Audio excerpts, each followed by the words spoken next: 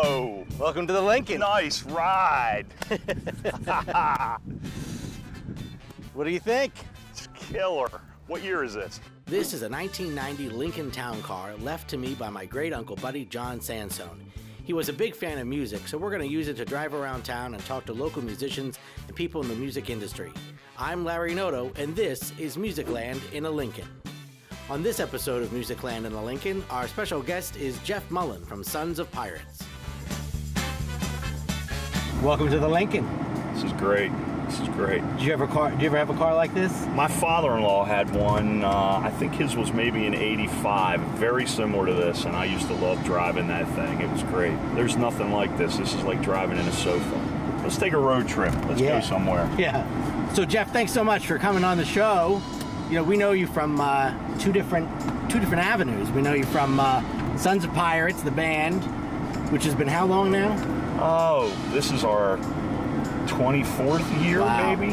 And then people probably don't know this, but you are also our rep for SK McDonald, which represents a number of different lines. What are some of the brands that you guys work with? Shores are probably our largest line. We do Shore and QSC. Yeah, so it's been a nice run.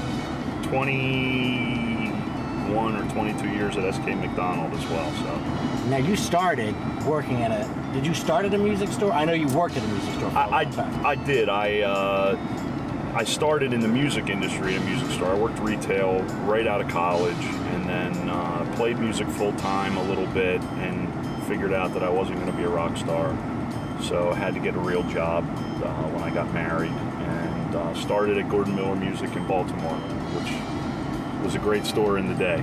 Now you've said to me a couple times that you feel like Musicland reminds you of Gordon Miller. It definitely does. In what way? It's got that community feel, that music store community feel that a lot of stores don't have anymore, and it bums me out because the kids that are playing music these days, a lot of them they don't understand. The music store was also for the longest time, and still is probably at Musicland. It's almost like the barber shop. It's a social place that you go and you hang out there, you meet other musicians, and you see the new gear and all. Music's a community, and you know, the more you can open your doors up to that community, I think it's just part of the whole vibe. It's nice. Yeah. So a rep. Most people, I guess they know, but. So there's different brands, including, you said Shore, but also Seagull. Yep, Seagull Guitars, which is part of the Godan family. We do Chauvet lighting. We had a great trip. Yeah, one of the highlights of my career, hanging in Canada with Larry Noto at the Seagull factory. No, that was so great. Robert Godan himself. Who, by the way, were you around when he did the clinic at Musicland? No, that was a little before we actually took that line on. Okay. So, yeah, he was at Musicland. Yeah.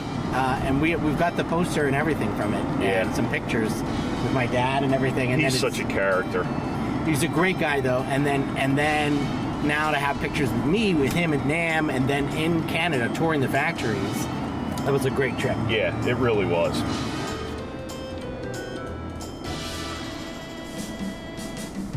What was it like, as they call it, calling on, where you're doing sales visits? What was it like calling on my dad as a sales rep? When I became a rep, he was always a real gentleman to me. He never really bought a lot of stuff from me because your dad was old school. He had a lot of loyalties to certain manufacturers, and if you didn't represent that brand, he never really bought a lot. So the interesting story is shortly before your father passed, I walked in and said, "Hey, how are you?" And he's like, "Oh, Jeff, I'm so glad you came in. I've been thinking about this for a while, and I'm tired of pushing a rock up a hill. I want to be a Shore dealer. Oh, wow. We're going to sell Shore." And I was like, "Oh my God, it's 10 years of paying off of coming in and seeing Joe." And I walked out of there, and unfortunately, we never got that opening order because it was shortly before, I guess he got really sick, and that was it. So, but you kept the legacy going, and here we are. So the band, 24 years, is that what you said? 23 or 24 years now. Sons of Pirates. Yeah. You guys played a lot. still, to me, it looks like you're still having fun. Yeah, we try and have a good time. We really do. If you don't at least look like you're having fun, you're not entertaining very well. So we try and have a good time with it. Are you playing electric drums?